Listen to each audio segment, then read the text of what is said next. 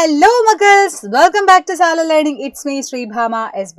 എടാ മക്കളെ ഇമ്പോർട്ടൻ്റ് ആയിട്ടുള്ളൊരു കാര്യമാണ് മിസ് പറയാൻ വേണ്ടി വന്നിട്ടുള്ളത്. വെറുതെ അല്ല, നിങ്ങൾക്ക് ഏറ്റവും യൂസ്ഫുൾ ആകാൻ പോകുന്ന ഒരു വീഡിയോ ആയിട്ടാണ് വന്നിട്ടുള്ളത്. സോ അതുകൊണ്ട് തന്നെ വീഡിയോ കാണുന്ന മക്കൾ ആദ്യം തന്നെ വേഗം പോയിട്ട് എന്ത് ചെയ്യുക, നമ്മുടെ ലൈക്ക് ഒന്ന് സെറ്റ് ആക്കിയിട്ട് വെക്കുക.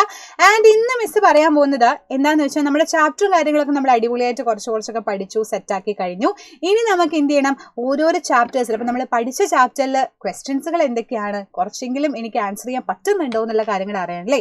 സോ ഒറ്റയുള്ള ഒരു ജീവിതം അല്ലെങ്കിൽ ദ ചെയിൻ ഓഫ് ലൈഫ് എന്ന് പറയുന്ന ഒരു അടിപൊളി ചാപ്റ്റർ നമ്മൾ പഠിച്ച് സെറ്റാക്കി കഴിഞ്ഞിട്ടുണ്ട്. അതിൻ്റെ ക്വസ്റ്റ്യൻസുകൾ നമ്മൾ ഡിസ്കസ് ചെയ്യാൻ വേണ്ടിയിട്ട് പോവാണ്. അപ്പോൾ കുഞ്ഞായിട്ടുള്ള കുറച്ച് കാര്യങ്ങളാണ്. നിങ്ങൾ പഠിച്ച കാര്യങ്ങൾ ഓർത്തെടുക്കുക, എന്നിട്ട് നിങ്ങൾ തന്നെ ആൻസർ ചെയ്യാൻ വേണ്ടിയിട്ട് ശ്രമിക്കുക. മിസ് പറയുന്നതിന് മുമ്പ് തന്നെ നിങ്ങൾ എന്ത് ചെയ്യണം, നല്ല മിടുക്കന്മാരും മിടുക്കടായിട്ട് മണിമണിന്ന് ആൻസർ പറയണം. റെഡി? അപ്പൊ നമുക്ക് ഒന്നാമത്തെ ക്വസ്റ്റ്യനിലോട്ട് പോവാം. വേഗം മിസ്സിന്റെ കൂടെ തന്നെ ആൻസർ ചെയ്യുക. താഴെ കമന്റ് ബോക്സിൽ കമന്റും ചെയ്യാം കേട്ടോ. അപ്പൊ ഇമ്പോർട്ടന്റ് ആയിട്ടുള്ള കുറച്ച് ക്വസ്റ്റ്യൻസ് നമുക്ക് ഓരോന്നും ഡീറ്റെയിൽ ആയിട്ട് ഡിസ്കസ് ചെയ്യാം. First one, a single sequence of food relationship from the food web is called. ആഹാര ശൃംഖല ജാലത്തിലെ ഒറ്റ ശ്രേണിയുള്ള ആഹാര ബന്ധത്തിനെ വിളിക്കുന്ന പേരെന്ത്? എന്താണ് മക്കളെ നമ്മൾ ഒരൊറ്റ സീരീസ് അല്ലെങ്കിൽ ഒരൊറ്റ ശ്രേണിയുള്ള ആഹാര ബന്ധത്തിനെ വിളിക്കുന്ന പേര്? സിമ്പിൾ അല്ലേ, പേര് തന്നെ ഉണ്ട്, ആഹാര ശൃംഖല അല്ലെങ്കിൽ ഫുഡ് ചെയിൻ എന്നാണ് നമ്മൾ പറയുന്നത്. ആഹാര ശൃംഖല ജാലത്തിലെ ഒറ്റ ശ്രേണിയുള്ള ഒരു ആഹാര ബന്ധം, a single sequence of food relationship from the food web is called food chain. അപ്പൊ എന്താണ് ഫുഡ് വെബ് എന്ന് എല്ലാവർക്കും അറിയാം അല്ലേ. നമ്മൾ ഫുഡിന് വേണ്ടിയിട്ടാണല്ലോ ജീവിക്കുന്നത്. നമ്മളാണെങ്കിലും പക്ഷികളാണെങ്കിലും മൃഗങ്ങളാണെങ്കിലും എല്ലാവർക്കും വേണ്ടത് ഫുഡാണ്. ഫുഡിനാണ് അങ്ങോട്ടും ഇങ്ങോട്ടും അടി ഉണ്ടാക്കുന്നത് അല്ലേ.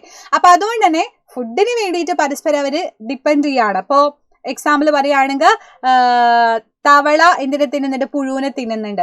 ആ തവളീനെ പുഴുവിനെ തിന്നുന്ന തവളീനെ പാമ്പ് തിന്നിട്ടുണ്ട്, പാമ്പിനെ കഴുകൻ തിന്നിട്ടുണ്ട്. അങ്ങനെ നോക്കുകയാണെങ്കിൽ ഓരോരുത്തരും പരസ്പരം അങ്ങനെ ഫുഡിന് വേണ്ടിയിട്ട് ഇങ്ങനെ ആശ്രയിച്ചുകൊണ്ടിരിക്കുകയാണ്. അതിനെയാണ് നമ്മൾ എന്താ പറയുക, ഫുഡ് വെബ് അല്ലെങ്കിൽ ആഹാര ശൃംഖല ജാലം എന്ന് പറയാം. അതിലെ ഒരൊറ്റ സീക്വൻസ് ആണെങ്കിൽ, ഒരൊറ്റ ശ്രേണി ആണെങ്കിൽ അതിനെയാണ് നമ്മൾ എന്ത് പറയുക, ഫുഡ് ചെയിൻ എന്ന് പറയാം അല്ലേ.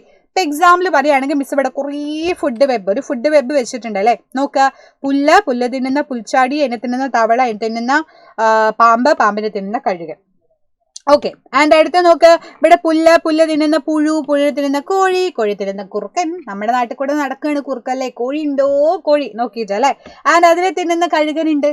അപ്പൊ ഇവരൊക്കെ എല്ലാം കൂടി അതിനെ നമ്മൾ ഫുഡ് വെബ് എന്ന് പറയും, ആഹാര ശൃംഖല ജാലം എന്ന് പറയും.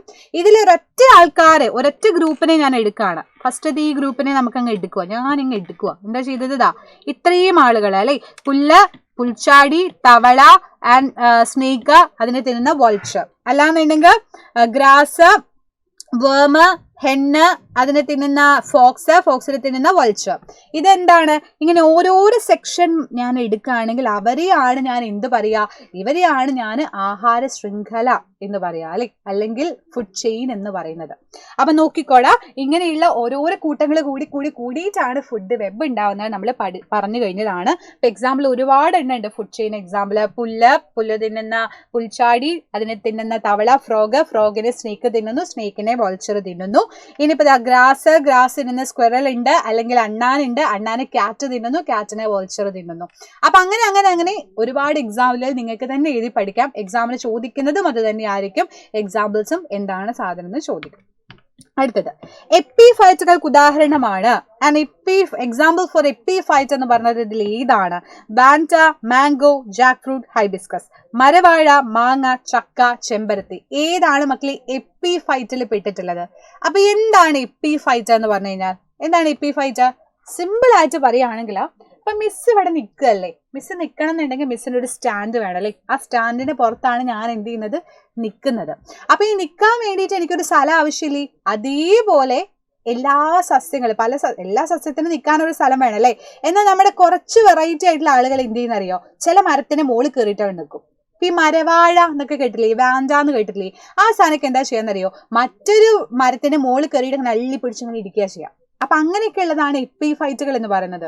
എന്ന് വെച്ചാൽ ജസ്റ്റ് ഒരു ഷെൽട്ടറിന് വേണ്ടിയിട്ട് അല്ലെങ്കിൽ വാസസ്ഥലത്തിന് വേണ്ടിയിട്ട്, ഇരിപ്പിടത്തിന് വേണ്ടിയിട്ട് മാത്രം നിൽക്കാൻ എന്താ പറയാ, മറ്റൊരു സസ്യത്തിനെ ആശ്രയിക്കുന്നവരെയാണ് നമ്മൾ എപ്പിഫൈറ്റുകൾ എന്ന് പറയുന്നത്. Epiphyte are the plants which grow on other plants without harming them. So the presence of epiphyte do not affect the host plant adversely. എപ്പിഫൈറ്റുകളുടെ സാന്നിധ്യം അത് നിൽക്കുന്ന മരത്തിനെ ബാധിക്കുന്നില്ല. കാരണം എന്റെ മുകളിലാണ് ഇപ്പൊ എന്ത് ചെയ്യുന്നത്, ഇപ്പൊ ഈ റിമോട്ട് വെച്ചിട്ടുള്ളത് അല്ലെ. ഈ റിമോട്ടിന് ഇപ്പൊ ഇങ്ങനെ ഇരിക്കുന്നുണ്ട് എന്നുള്ളൊരു ബുദ്ധിമുട്ട് ഒഴിച്ച് കഴിഞ്ഞാൽ വേറെ കുഴപ്പമൊന്നും ഇല്ലല്ലോ. ഇതേപോലെ ഒരു മരവാഴ ഒരു സസ്യത്തിന്റെ മുകളിൽ കയറിയിട്ട് അങ്ങോട്ട് ഇരിക്കും, വേറൊന്നും ചെയ്യില്ല, ഇരിക്കാൻ വേണ്ടിയിട്ടൊരു സ്ഥലം, എനിക്ക് കുറച്ച് സ്ഥലം തരുമോ എന്ന് മാത്രമേ മൂപ്പർക്ക് അറിയണ്ടുള്ളൂ. അപ്പൊ അങ്ങനെയുള്ളതിന് എക്സാമ്പിൾ ആണ് ഈ പറഞ്ഞ പോലെ വാൻഡ, മരവാഴ എന്നൊക്കെ പറയുന്നത് എപ്പിഫൈറ്റുകൾക്ക് എക്സാമ്പിൾ ആണ് കേട്ടോ. അപ്പൊ നിങ്ങൾക്ക് ഒരു ഡൗട്ട് തോന്നാലോ, ഈ മരവാഴിക്ക് ആക്ച്വലി വെള്ളമൊന്നും വേണ്ടേ മിസ്സേ? സാധാരണ ഏതൊരു സസ്യത്തിനും വേരിൽ നിന്ന് വെള്ളമൊക്കെ എടുത്തിട്ടാണ് അവർ എന്ത് ചെയ്യുന്നത്, അവർ ജീവിക്കുന്നത് എന്ന് നമുക്കറിയാം. അപ്പൊ മരവാഴിക്ക് എന്താ അത് വേണ്ടേ? നിങ്ങൾ എന്താ ആലോചിക്കാത്തെ? മരവാഴിക്ക് ആക്ച്വലി എന്താണെന്നറിയോ, അവരുടെ തടി ഉണ്ടല്ലോ, ആ മരവാഴിയുടെ തടിച്ച വേരുകളുണ്ട്, ആ വേരുകളിൽ നിന്ന് വേരിന് അന്തരീക്ഷത്തിൽ നിന്നേ ഈർപ്പത്തെ വലിച്ചെടുക്കാൻ പറ്റും. മോയ്സ്ചർ കണ്ടന്റിനെ അറ്റ്മോസ്ഫിയറിൽ നിന്നേ വലിച്ചെടുക്കാനുള്ള പവർ ഉണ്ട്. അപ്പൊ അത്രയും പവർ ഉള്ള ഒരു വേരുള്ള സമയത്ത് പിന്നെ വേറെ മണ്ണിന്ന് വെള്ളം എടുക്കേണ്ട ആവശ്യമില്ല അല്ലെ.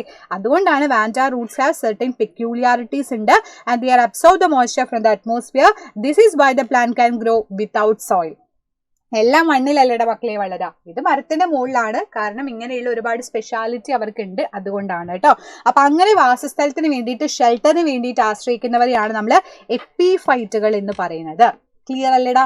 എപ്പിഫൈറ്റ് എന്താന്നുള്ളത് ക്ലിയർ ആണല്ലോ. എങ്കിൽ അടുത്തയിലോട്ട് ഞാൻ പോവുകയാണ്. അടുത്ത ക്വസ്റ്റ്യൻ നോക്കിക്കോ.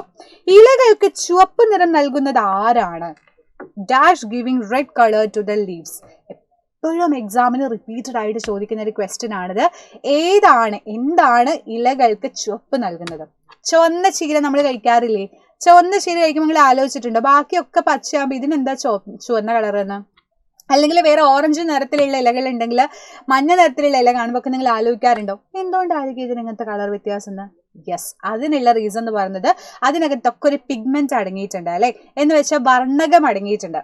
ഇപ്പൊ സാധാരണ ഇലകൾക്ക് പച്ച കളർ കൊടുക്കുന്നത് ഈ പറഞ്ഞ പോലെ നമുക്കറിയാം ക്ലോറോഫിൽ ആണ്, അല്ലെങ്കിൽ ഹരിതകമാണ് എന്ന് നമുക്കറിയാം അല്ലെ. ഇലകൾക്ക് പച്ച കളർ കൊടുക്കുന്നവനാണ് ഹരിതകം. എങ്കില് അതേപോലെയാണ് പല സസ്യങ്ങളിലെ പല നിറത്തിൽ നമുക്ക് കാണാൻ പറ്റുക അല്ലെ. അപ്പൊ ഗ്രീൻ കളർ കൊടുക്കുന്നത് പോലെ തന്നെ റെഡും യെല്ലോയും ഓറഞ്ചും ഒക്കെ ഉണ്ട്. അപ്പൊ അതിന് ഓരോന്നിനും ഓരോരോ പിഗ്മെന്റ് ആണ് സഹായിക്കുന്നത്.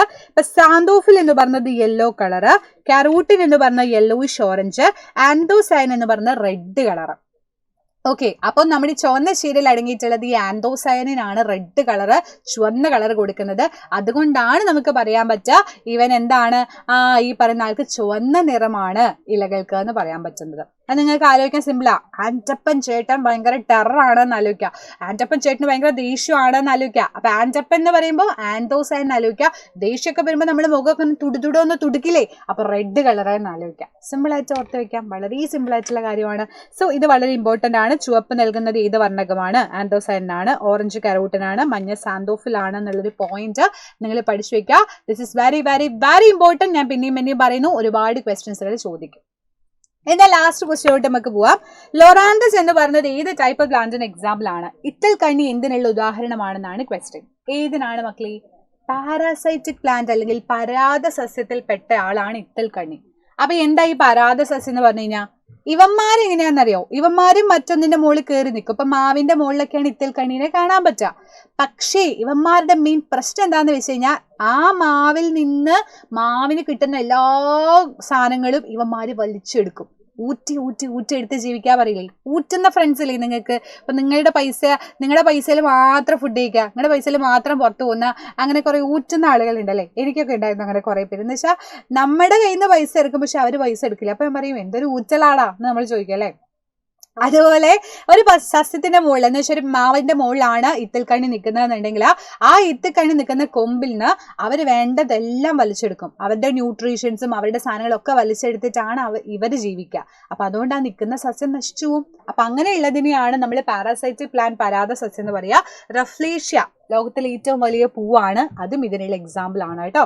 അപ്പൊ എന്താണ് ആതിഥേയ സസ്യം എന്ന് പറയുമ്പോൾ ഏത് സസ്യമാണോ നിൽക്കുന്നത് അത്. ഇപ്പൊ മാവിന്റെ മുകളിലാണ് ഇത്തിക്കണ്ടെങ്കിൽ മാവാണ് ആതിഥേയ സസ്യം. അതിന്റെ മുകളിൽ നിന്ന് ജലവും ലവണവും ഒക്കെ വലിച്ചെടുക്കാം. അതിന് കൊടുക്കേണ്ട അതിന് വേണ്ട സാധനങ്ങളെല്ലാം നൈസായിട്ട് ഊറ്റി എടുത്തിട്ട് ഇലകളുടെ സഹായത്തോടെ സ്വന്തമായിട്ട് ഫുഡ് പ്രിപ്പയർ ചെയ്യുന്ന ആളാണ് ഇത്തൽക്കണ്ണി ലൊറാന്തസ് എന്ന് പറയുന്നത്. അത് അർത്ഥപരാതമാണ് കേട്ടോ. സെമി പാരാസൈറ്റ് ആയിട്ടുള്ള ഒരാളാണ് ലൊറാന്തസ് എന്ന് പറയുന്നത്. എന്ന് വെച്ചാൽ കുറച്ച് പകുതി വലിച്ചെടുക്കും, സ്വന്തമായിട്ട് എന്നിട്ട് ഫുഡ് പ്രിപ്പയർ ചെയ്യും. ചിലരുണ്ടല്ലോ പകുതിയെ ഊറ്റുള്ളൂ, അങ്ങനെ പകുതി ഊറ്റുന്ന ആളാണിത്. എന്നാൽ ഫുള്ളായിട്ട് ഊറ്റുന്ന ആൾക്കുള്ള എക്സാമ്പിളാണ് കസ്ക്യൂട്ട അല്ലെങ്കിൽ മൂടില്ലാത്താളി എന്ന് പറഞ്ഞത്.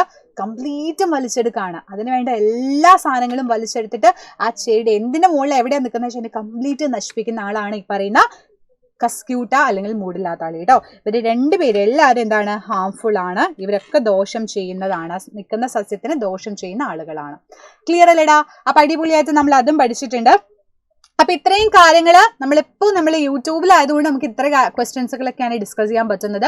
ഇതിലും ഒരുപാട് ഡിസ്കസ് നമുക്ക് ചെയ്യാനുണ്ട്. ക്വസ്റ്റ്യൻ പേപ്പേഴ്സ് തരാനുണ്ട്, മോഡൽ ക്വസ്റ്റ്യൻ പേപ്പേഴ്സ് തരാനുണ്ട്, ഓണപരീക്ഷയുടെ അതേ മോഡലിൽ ക്വസ്റ്റ്യൻ പേപ്പർ തരാനുണ്ട്. അതിനൊക്കെ നിങ്ങൾ എന്ത് ചെയ്യണം, നമ്മുടെ പൃഥ്വി ബാച്ചിൽ ജോയിൻ ചെയ്യണം. അപ്പൊ അതിൽ ഡെയിലി ലൈവ് ക്ലാസ്സും റെക്കോർഡ് ക്ലാസ്സും ഉണ്ടായിരിക്കും. നിങ്ങളുടെ ഇഷ്ടപ്പെട്ട ഇതേപോലെ എല്ലാ ടീച്ചേഴ്സും നിങ്ങളുടെ കൂടെ തന്നെ ഉണ്ടായിരിക്കും. അതേപോലെ സ്ലൈഡ്സ് എൻ്റെ മക്കൾക്ക് കിട്ടും. PYQ previous year question papers നിങ്ങൾക്ക് കിട്ടും. എന്നുവെച്ചാൽ അതിന്റെ ക്വസ്റ്റ്യൻസുകളൊക്കെ നമ്മൾ ഡിസ്കസ് ചെയ്യും. മോഡൽ ക്വസ്റ്റ്യൻ പേപ്പേഴ്സ് കിട്ടും. ഡൗട്ടുകൾ ക്ലിയർ ചെയ്യാനുള്ള സെക്ഷൻസ് ഉണ്ട്. അങ്ങനെ ഒരുപാട് ഫീച്ചേഴ്സും ആയിട്ടാണ് നമ്മുടെ പൃഥ്വി ബാച്ച് ഉള്ളത്. അപ്പൊ എൻ്റെ മക്കള് ഇനിയും വൈകിട്ടില്ല, ജോയിൻ ചെയ്യാൻ അധികം സമയമായിട്ടില്ല. നിങ്ങൾക്ക് ഇനി വേണമെങ്കിലും ജോയിൻ ചെയ്യാം. ലിമിറ്റഡ് ആയിട്ടുള്ള സീറ്റേ ഉള്ളൂ. അപ്പൊ വേഗം തന്നെ ഓടി പോയിട്ട് ഓണപരീക്ഷയ്ക്ക് ഫുൾ മാർക്ക് വാങ്ങിക്കാൻ ആഗ്രഹിക്കുന്ന എല്ലാവരും പോയിട്ട് പൃഥ്വി ബാച്ചിൽ ഉണ്ടാവണം കേട്ടോ. ഓക്കെ, അപ്പൊ ഇതൊക്കെയാണ് ഇന്ന് ഡിസ്കസ് ചെയ്യാനുള്ളത്. ബാക്കി കാര്യങ്ങൾ നമ്മൾ പോകെ ഡിസ്കസ് ചെയ്യാം. സോ അതുവരേക്കും bye, see you dears, by.